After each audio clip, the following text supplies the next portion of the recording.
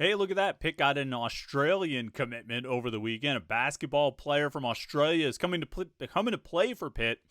But it's not the Australian we've been talking about for the past couple of weeks or months or however long it's been. It was a different Australian, one who wasn't on our radar at all.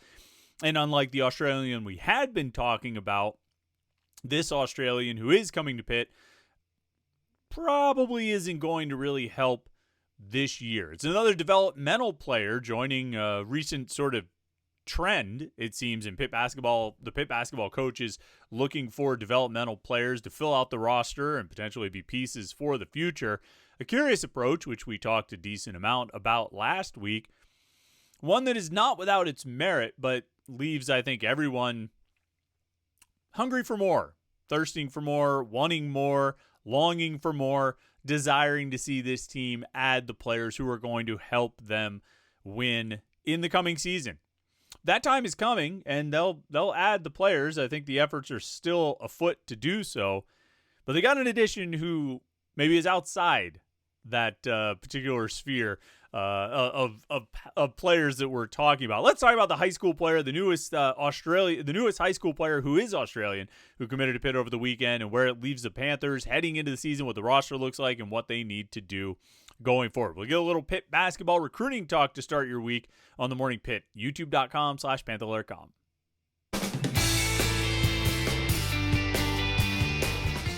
Yeah, when an Australian kid you never heard of before committing to Pitt is pretty much the biggest sort of news that came out of the weekend. I got to say, I come into these Morning Pitt episodes sometimes thinking like, can we really get 20 minutes out of that?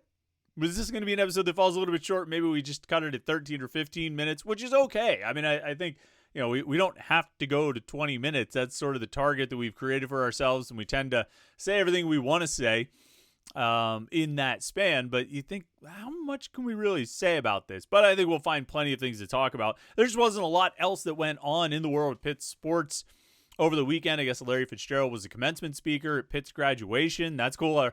Our good friends at South Oakland for Life, who may or may not have produced that like free newspaper back in the late 1990s in Oakland, which I'm a big fan of, and there's some headlines I still remember. But they had a great photo of Jason White, the Oklahoma Sooners quarterback, giving the commencement speech, saying that White had supplanted Larry Fitzgerald once again.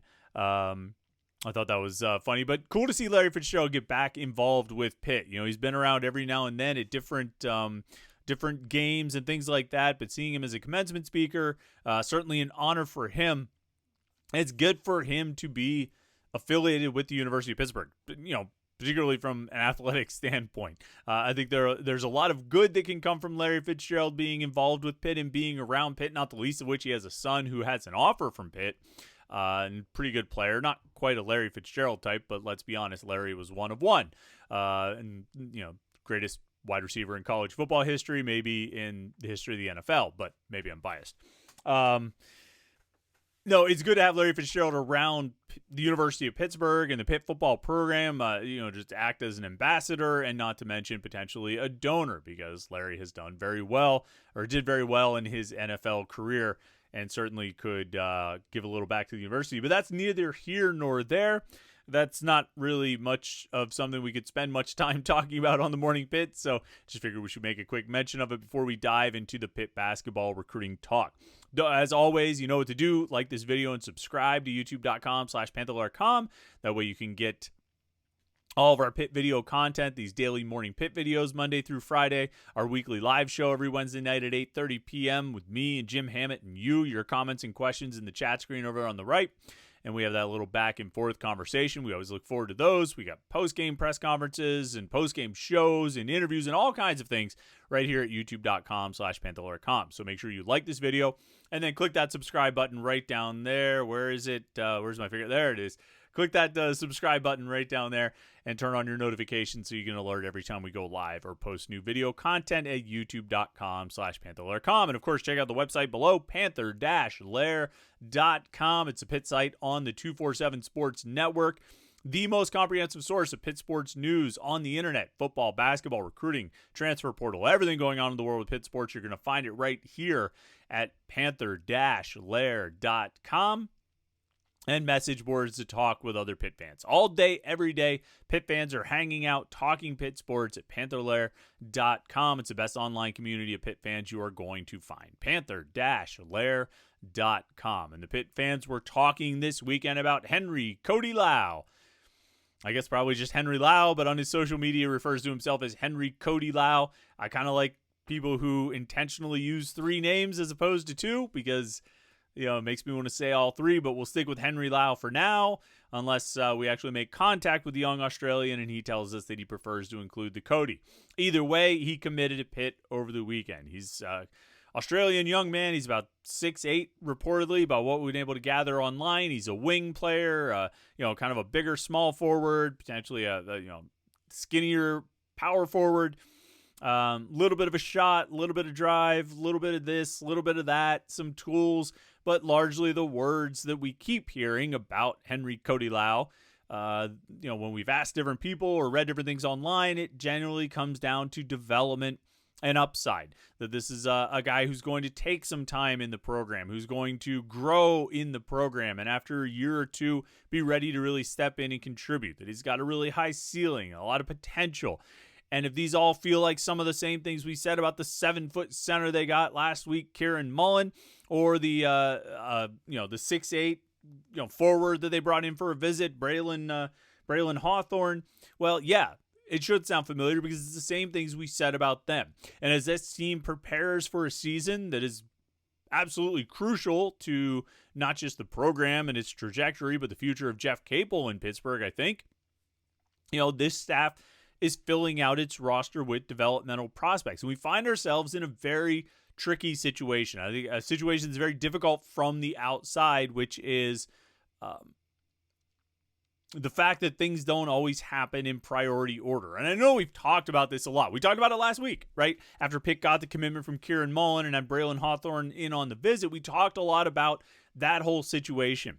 And we talked about sort of that approach. And we've talked about it a number of times. Even when they were landing transfers, when Noyes Indrusitis committed, it's like, wow, is this really what you need? You need a guy who's going to come in and play off the bench instead of, you need this more than a point guard? Well, it wasn't that they needed it more than a point guard. It was just the opportunity presented itself for them to get Noyes Indrusitis, who looks like a bit of a developmental growth guy, although he's already spent a year in college. They didn't take him in lieu of getting a point guard or instead of getting a point guard because they eventually got the point guard. They got DeMarco Minor. They got the center, Deshaun Jackson. They got the scoring wing in Barry Dunning Jr. They still have needs, and they're not taking Kieran Mullen and Henry Cody Lau or, pursuing Braylon Hawthorne because, instead of pursuing those needs. They're not ignoring those needs that they still have for this season to go out and get guys for future seasons. I don't even think it counts as multitasking. The task right now, the job right now for the Pitt coaching staff and every coaching staff is to find those options to fill out your, starting lineup and your main rotation for next season, most likely through the transfer portal, and also to try and build out your roster, fill out your bench, and, live in a dreamland where you can still recruit players who are going to help you a couple of years from now. And it feels like a bit of a fantasy land to take developmental players and say, yeah, this is a guy we think is really going to help us in a couple of years.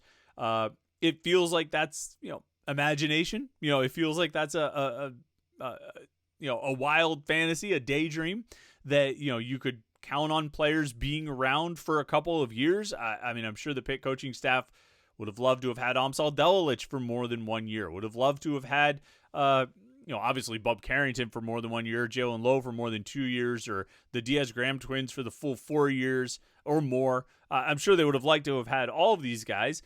But the reality is you can't count on any of that. Now, does that mean that it's completely useless to take Kieran Mullen and Henry Cody Lau? No, I don't think so. I think there's value in it because maybe those guys do stick around. And if they don't, what did you lose? You're not taking them, and turning away other guys, better players or more immediate contributors or anything like that. You're not turning away those other guys to take these developmental players. So it's not like you really gave up much. It's a scholarship spot and the scholarship money. But, if the House settlement does get approved and the roster limits change, then you've got plenty of room anyway. So you could take a couple flyers. You could take a couple lottery tickets and see which one scratches, Because as it stands right now, with the 4 returning players, the 4 transfers, and now 3 incoming freshmen, Pitt is slotted and projected to have 11 scholarship players on the roster. Now, if the roster limits go to 15, they've got a handful of walk-ons who would count as part of those roster limits. If there's some middle ground found with, roster limits, but grandfathered walk-ons who can stay on the roster, then you could keep adding guys. The reality is, where they stand right now with 11 scholarships accounted for, they have 2 very big needs that have to be addressed. And they're the same needs we talked about last week after Kieran Mullen committed, and we'll talk about them now again after Henry Cody Lau commits. They need a shooting guard. I can't even say a 2, because it's not just that they need a 2. They need a shooting guard. It's got to be a shooter. Or else they're really, if they go out and get like a bullying 2 guard, even like an Ishmael Leggett, like I don't even know if he is what they need at this point. I feel like they need like a Greg Elliott. I don't even know if a Nike Sabandy, maybe a Nike Sabandy type, not a Jamarius Burton, because if they go out and get that kind of player, if they go out and get a Jamarius Burton type or even an Ishmael Leggett type, they are, just fully committing to the bully ball. And fully committing to winning games 45-32, which, good luck with that. They need a shooter. They need a shooting guard. And they need a power forward. Because you just can't go into the season with what they have right now. And I don't think they intend to.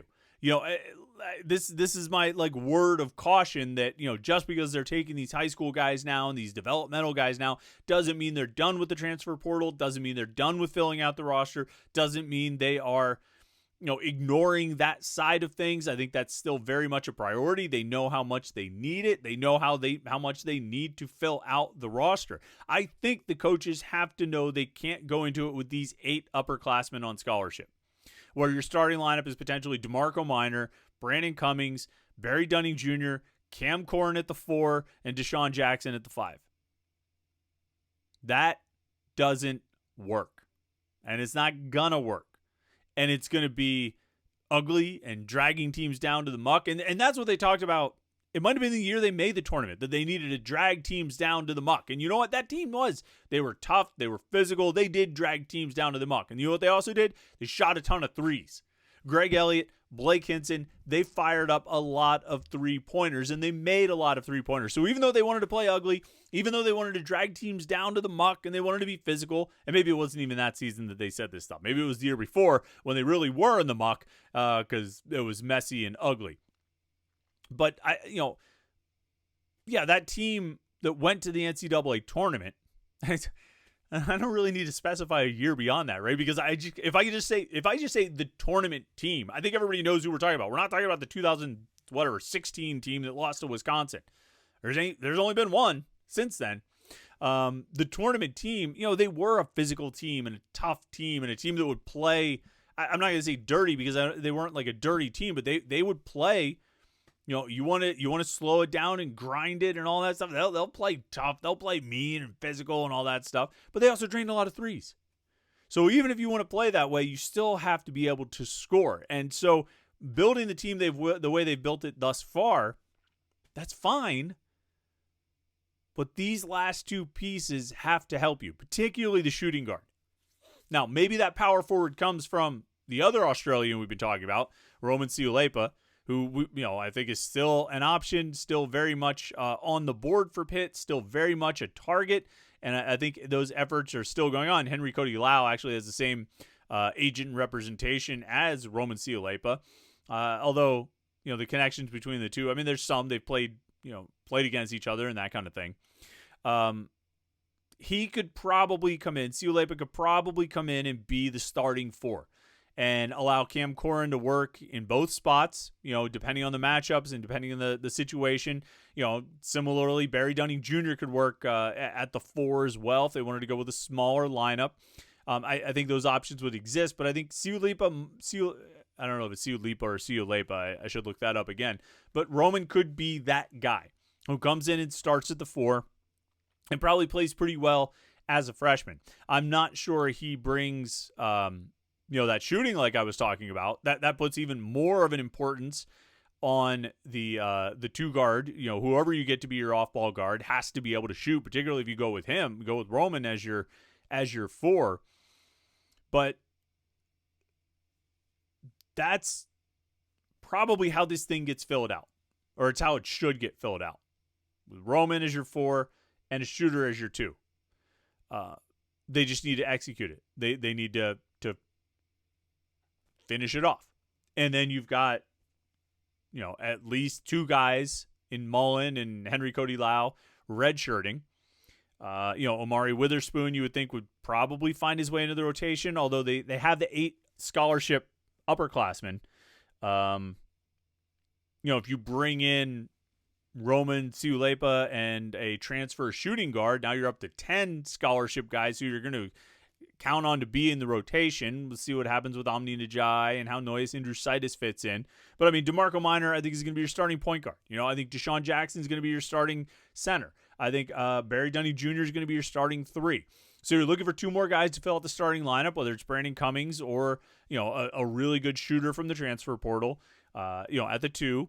And then at the 4, either, Roman if you can land him or Cam Corn if you can't. Those seem to be the most likely options. Papa Amadou Conti fits in somewhere as a rotational guy at center. And then you see what Omari Witherspoon can do as a freshman if he's ready to play. A guy like Noyes Indrusitis or Omari Witherspoon, you find out where they are and you assign them minutes accordingly, based on where they're at, how they play, how they practice. So it's weird. There's a lot of eyes on how they're going to fill out this roster. And when it's developmental center, developmental wing, that doesn't do much, to answer the questions. And it's not intended to. And that's probably actually 17 minutes into this on like the 3rd or 4th podcast where we've talked about the exact same things. I've probably figured out the best way I would want to say this. Some of these guys they're landing are not answering the questions that everyone has, but they're not intended to answer those questions. I actually really like that. I might have to use that in the 3-2-1 column this week. I might have to write it down right now so I don't forget it. These guys don't answer the questions, but they're also not supposed to answer those questions. I might just end it on that. Am I overdoing it, or is that not a great way to sum that up? Should I just walk off now? Should be my walk off line. Be like, they're not answering the questions. They're not supposed to. I'm Chris Peak. It's pretty good. All right, that's enough. I'm not going to toot my own horn anymore. Maybe that's actually stupid. You can very much in the YouTube comments, you can be like, dude, you're an idiot. That's a dumb line. Don't ever repeat it again, and I'm going to burn the computer that I just watched this video on. And that's fine. Who watches it on a desktop anyway? All right, like this video and subscribe. Even if you don't like this video, click the like button. It'll make me feel good. Subscribe to youtube.com/Panther-Lair.com. And then go check out the website where we're talking about all this stuff. Panther-Lair.com, the Pitt Sports site on the 247 Sports Network. Thanks so much for tuning in today. Hope you had a great weekend. Enjoy your Monday. Get this week off to a great start. If you lost power, hopefully you've got it back, or you're close to if you haven't yet. And we will catch up with you tomorrow for the Morning Pit right here on youtube.com/Panther-Lair.com.